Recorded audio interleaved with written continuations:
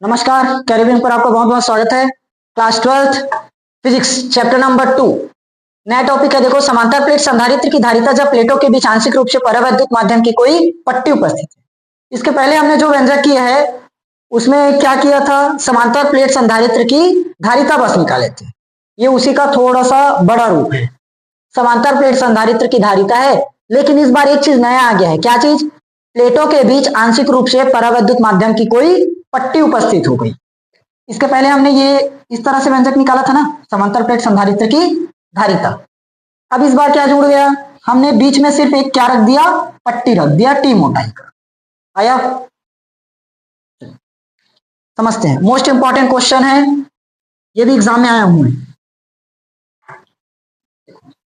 इसका थ्योरी पहले समझ लो कि क्या क्या है, कौन कौन।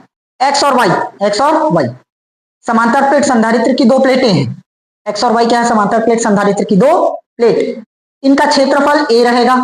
इनका क्षेत्रफल क्या रहेगा? ए। और इनके बीच की दूरी क्या रहेगा? डी। इसको तो पहले भी बताया हूं, इसके पहले वाले व्यंजक में पढ़े। एक्स और वाई समांतर प्लेट संधारित्र की दो प्लेटें रहती हैं, उसका क्षेत्रफल ए रहता है और दोनों प्लेटों के बीच की जो दूरी है वो डी रहती है। ये समांतर प्लेट संधारित्र की दो प्लेट हुआ, एक्स और वाई। इनका क्षेत्रफल क्या है? ए। और जो ये डिस्टेंस है इनके बीच का, वो डिस्टेंस क्या है? डी। समझ में आया? क्लियर यहां तक? अब हम क्या करते हैं, प्लेट एक्स को प्लस क्यू आवेश देते हैं। प्रेरण की क्रिया के कारण प्लेट एक्स को प्लस क्यू आवेश देते हैं, तो प्लेट एक्स के दोनों पृष्ठ पर कैसा चार्ज आएगा? प्लस आवेश। और प्रेरण की क्रिया के कारण प्लेट वाई के समीपवर्ती तल में माइनस चार्ज और दूरवर्ती तल में प्लस चार्ज आएगा। लेकिन प्लेट वाई का संबंध हमने किससे कर रखा है? पृथ्वी से। तो जो संपूर्ण प्लस चार्ज है वो कहां चला गया? पृथ्वी में चला गया। संपूर्ण प्लस चार्ज कहां चला गया? पृथ्वी में। और प्लेट वाई पर कैसा चार्ज रह गया है? माइनस आवेश। समझ में आया? देखो, ये है प्लेट एक्स और ये प्लेट वाई, दोनों के बीच की दूरी क्या है? डी। हमने प्लेट एक्स को क्या किया? प्लस क्यू आवेश दिया, तो इसके दोनों पृष्ठ पर, ये पहला पृष्ठ और ये दूसरा पृष्ठ, दोनों ही पृष्ठ पर कैसा चार्ज आया? Plus charge. लेकिन ये प्लेट वाई है, तो प्रेरण की क्रिया के कारण प्लेट वाई के इस पहले पृष्ठ पर कौन सा चार्ज आएगा? माइनस। और इस वाले पृष्ठ पर प्लस। अब इसका संबंध हमने किससे कर रखा है? पृथ्वी से। तो इसका जो इस तरफ का पृष्ठ का चार्ज है, प्लस चार्ज, वो कहां चले जाएगा? पृथ्वी। तो अभी इस वाले पृष्ठ में कैसा चार्ज रह गया? Minus charge. समझ में आया? अब एक चीज, ये तो पिछला वाला थ्योरी था, ऐसी बताए थे ना, इसमें भी थ्योरी लगभग सेम है, लेकिन पूरा थ्योरी लिखना बस नहीं पड़ेगा, उसको काट सकते हो। शुरुआत में जो बताया ना, एक्स और वाई समांतर प्लेट संधारित्र की दो प्लेटें हैं जिनका क्षेत्रफल ए है और इनके बीच की दूरी डी है। यहां तक क्लियर? अब देखो, एक चीज इसमें हमने क्या नया किया है, इनके बीच में एक पट्टी रख दिया। क्वेश्चन में लिखा है समांतर प्लेट संधारित्र की धारिता जब प्लेटों के बीच क्या है? आंशिक रूप से परावैद्युत माध्यम की कोई पट्टी, तो वही लिखेंगे। तथा दोनों प्लेटों के बीच टी मोटाई की परावैद्युत माध्यम की क्या रखे हैं? एक पट्टी रखी है। समझ में आया? क्लियर हुआ? दोनों प्लेटों के मध्य टी मोटाई तथा के परावैद्युत वाला माध्यम की एक पट्टी उपस्थित है। समझ में आया? बस उनका नाम बस बताना है। इनकी मोटाई क्या है? टी, और परावैद्युत क्या है? के। क्लियर हुआ? टी मोटाई और के परावैद्युत माध्यम वाला कोई पट्टी उपस्थित है या पट्टी रखा गया है। समझ में आ गया? अब प्लेट एक्स को क्या करोगे? प्लस क्यू आवेश देंगे, तो प्रेरण की क्रिया के कारण प्लेट वाई पर कैसा चार्ज बच गया है? माइनस। बचा है वही बस लिखना, पूरा एकदम डिटेल बताने की जरूरत नहीं है। इसको प्लस क्यू दिए, प्रेरण से माइनस आया, प्लस इसमें गया, प्लस पृथ्वी में चला गया, यहाँ माइनस बचा। इतना ज्यादा थ्योरी नहीं लिखना, क्योंकि डेरिवेशन लंबा है, तो डेरिवेशन से ही नंबर मिल जाएगा। समझ में आया? चलो एक बार फाइनल, अभी थ्योरी बता रहा हूं, वही थ्योरी उतना ही रखना। कॉपी में क्या क्या लिखेंगे? माना, लिखो मत, माना एक्स और वाई समांतर प्लेट संधारित्र की दो प्लेटें हैं, लिखना नहीं है, समझा रहा हूं, लिखना मत बोला, सुनो सुनो, सुनकर लिख लेना बाद में लास्ट में। एक्स और वाई समांतर प्लेट संधारित्र की दो प्लेटें हैं जिनका क्षेत्रफल क्या है ए और इनके बीच की दूरी बी है, समझ में आया, तथा इनके मध्य टी मोटाई और के परावैद्युत वाला टी मोटाई और के परावैद्युत माध्यम वाला कोई पट्टी उपस्थित है, समझ में आया, दोनों प्लेटों के मध्य टी मोटाई तथा के परावैद्युत वाला कोई पट्टी उपस्थित है, समझ में आ गया। उसके बाद क्या लिखेंगे, प्लेट एक्स को प्लस क्यू आवेश देने पर, प्लेट एक्स को प्लस क्यू आवेश देने पर प्रेरण की क्रिया के कारण प्लेट वाई पर माइनस आवेश उत्पन्न हो जाता है या ऋण आवेश उत्पन्न हो जाता है, समझ में आ गया। पूरा डिटेल थ्योरी मत बताना, शॉर्ट में थ्योरी लिखोगे, क्लियर हुआ। अब देखो हमें क्या चाहिए, दोनों प्लेटों के मध्य क्या निकालते हैं, पहले वैद्युत क्षेत्र निकाले थे ना, लेकिन इस बार वैद्युत क्षेत्र कितने प्रकार से निकलेगा, दो प्रकार। पिछली बार वैद्युत क्षेत्र आया था ई, निकालिए थे डायरेक्ट। अब इस बार दो टाइप से कैसे निकलेगा, एक जब परावैद्युत माध्यम की कोई पट्टी उपस्थित है तब, और दूसरा जब ये पट्टी नहीं है तब। अब पट्टी नहीं है तो उनके बीच की दूरी पूरा ये वाला हिस्सा होगा क्या, यहां पर पट्टी नहीं है, खाली है, इस जगह भी पट्टी नहीं है तो ये वाला खाली है, तो यहां कौन मौजूद है, हवा, वायु, समझ में आया। इतने बीच में दूरी में हमने क्या रख दिया है, पट्टी रख दिया, तो ये जगह घिर चुका है ना, अब यहां वायु नहीं है, तो जो जगह बचा है उसमें क्या है, वायु है, समझ में आया। तो विद्युत क्षेत्र की तीव्रता दो प्रकार से निकलेगी, जब प्लेटों के बीच में कोई पट्टी उपस्थित है तब, और दूसरा खाली जगह पर, खाली जगह मतलब जहां पर वायु में मौजूद है उस जगह, समझ में आया। तो क्या लिखोगे, दोनों प्लेटों के बीच विद्युत क्षेत्र की तीव्रता, लेकिन कब, प्लेटों के बीच वायु है तब, वायु वाले में पहले निकालो, दोनों में निकाल सकते हो चलेगा। जब दोनों प्लेटों के बीच में, कैसे लिखो, दोनों प्लेटों के बीच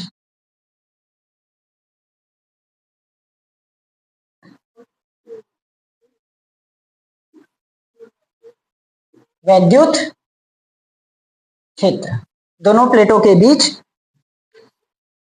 वायु में स्थित विद्युत क्षेत्र, वायु में स्थित मतलब वायु में स्थित कोई बिंदु ना, वायु में स्थित कोई भी बिंदु, चाहिए वाला पॉइंट पर निकालो या ये पॉइंट, कोई भी पॉइंट पर निकल सकता है, उसको दर्शा लेना नहीं, वायु में स्थित किसी बिंदु पर, किसी बिंदु पर विद्युत क्षेत्र ई बराबर, बताओ विद्युत क्षेत्र बताया था तीव्रता गुणित sigma upon epsilon not, sigma upon epsilon not होता है। अब देखो विद्युत क्षेत्र दो प्रकार से निकलेगा बताया ना, एक जब वायु में स्थित है तो वायु में स्थित कोई पॉइंट पर निकलेगा, और दूसरा परावैद्युत स्थित है उस पॉइंट पर निकलेगा, तो इसलिए इसको मान लेते हैं E0 और दूसरा वाला हो जाएगा E1, आया। अब बताओ यहां के लगना चाहिए कि नहीं लगना चाहिए, क्यों के नहीं लगेगा, के मतलब क्या है, परावैद्युत माध्यम, और बताओ ये तो वायु है, यहां परावैद्युत उपस्थित है क्या, परावैद्युत माध्यम वाला क्या ले रखे हो, पट्टी, तो परावैद्युत माध्यम कब लेंगे, जब पट्टी के लिए विद्युत क्षेत्र निकालेंगे तब, समझ में आया। अच्छा सिग्मा बराबर क्या होता है, क्यू अपॉन होता है, तो ई नॉट क्या निकलेगा, सिग्मा की जगह क्यू अपॉन, तो Q upon A epsilon not बन जाएगा, क्योंकि ए नीचे में आ जाएगा, इस बार और नहीं लिख रहा हूं, समझ में आया। ये क्वेश्चन नंबर फर्स्ट, क्लियर। अब क्या निकलेगा, दोनों प्लेटों के बीच क्या रखा है, परावैद्युत माध्यम की पट्टी उपस्थित है तब विद्युत क्षेत्र, आया। तो इसको क्या मानोगे, E1 हो जाएगा, बराबर सिग्मा अपॉन एप्सिलॉन नॉट रहता है। अब बताओ यहां क्या लगेगा, और के आएगा, क्यों? दोनों प्लेटों के बीच परावैद्युत माध्यम की पट्टी उपस्थित है तो, और परावैद्युत माध्यम को किससे दर्शाते हो? के से, इसीलिए यहां पर के लगा। ऊपर में के क्यों नहीं आया? क्योंकि हमने ऊपर में कहां पर निकाला है? वायु में स्थित किसी बिंदु पर, वायु में स्थित किसी बिंदु पर, तो वहां परावैद्युत माध्यम मौजूद है क्या? यहां परावैद्युत माध्यम नहीं है, परावैद्युत माध्यम की सिर्फ क्या है? पट्टी उपस्थित है। तो परावैद्युत माध्यम की पट्टी उपस्थित है, इसीलिए के कहां पर लगाएंगे? जब इसके लिए वैद्युत क्षेत्र निकलेगा तब लगाएंगे। अब समझ में आया? तो E1 बराबर फाइनल क्या आ जाएगा? Q upon A epsilon not के। यहां से फिर से रखोगे ना सिग्मा बराबर Q बटे, तो दोनों जगह मत लिखो, ये क्वेश्चन नंबर सेकंड। समझ में आया यहां तक?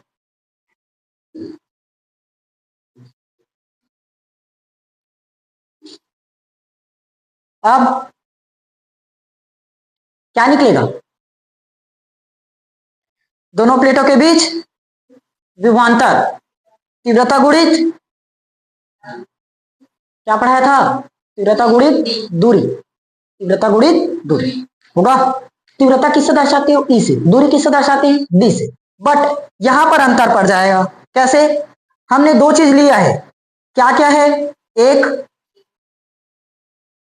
वायु में स्थित किसी बिंदु पर वैद्युत क्षेत्र की, मतलब इन दोनों के बीच की दूरी चाहिए, इतना दूरी होगा। और प्लेट वाले की दूरी क्या है? टी। प्लेट की दूरी क्या है? नहीं समझ में आया? चलो समझते हैं। तीव्रता गुणित दूरी, तो सबसे पहले E0, E0 वैद्युत क्षेत्र की तीव्रता, ये हो गया अपना E0, तीव्रता आ गया गुणित, इसके लिए दूरी क्या बनेगा अब बताओ? किसके लिए दूरी? वायु में स्थित किसी बिंदु पर वैद्युत क्षेत्र, इसके लिए दूरी क्या नहीं करना चाहिए? पूरी की दूरी क्या है? डी। और परावैद्युत की दूरी क्या है? टी। तो जो बचा है वो दूरी कितना रहना चाहिए? वाह, टी इंटू डी वाली हो।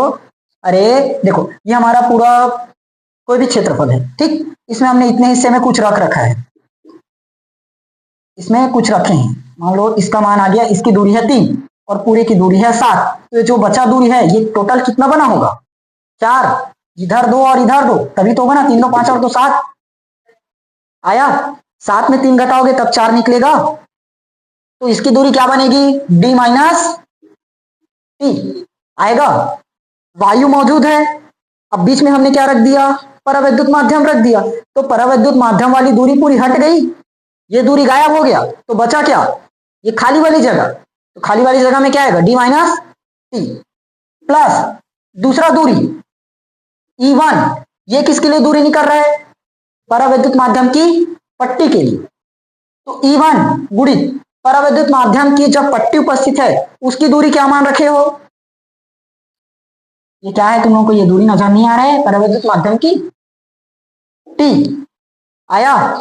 अब घुसा कुछ दिमाग में, देखो एक बार, दोनों प्लेटों के बीच वायु में स्थित किसी बिंदु पर वैद्युत क्षेत्र, अभी हम इसको नहीं देख रहे हैं, पट्टी को नहीं देख रहे हैं, सिर्फ किस पर निकाल रहे हैं? इस पट्टी को छोड़कर जितना भी जगह बचा है उन जगह पर, कोई भी जगह पर क्या निकालेंगे? एक पॉइंट पर वैद्युत क्षेत्र। ये तो क्या आया? एप्सिलॉन नॉट ए, ई बराबर sigma upon epsilon not, Q upon A, put किए तो क्या आया? Q upon A epsilon not. अब यहाँ के नहीं लगा है, के कब लगता है? जब परावैद्युत माध्यम की कोई पट्टी रहे तब, परावैद्युतांक वाला।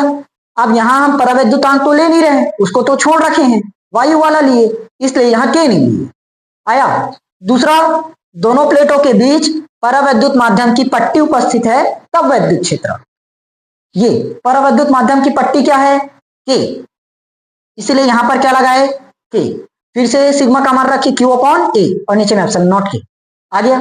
अब पता चला तीव्रता गुणित दूरी निकालना है, तीव्रता गुणित दूरी, तो देखो पहला तीव्रता क्या है? E0, तो क्या लिए?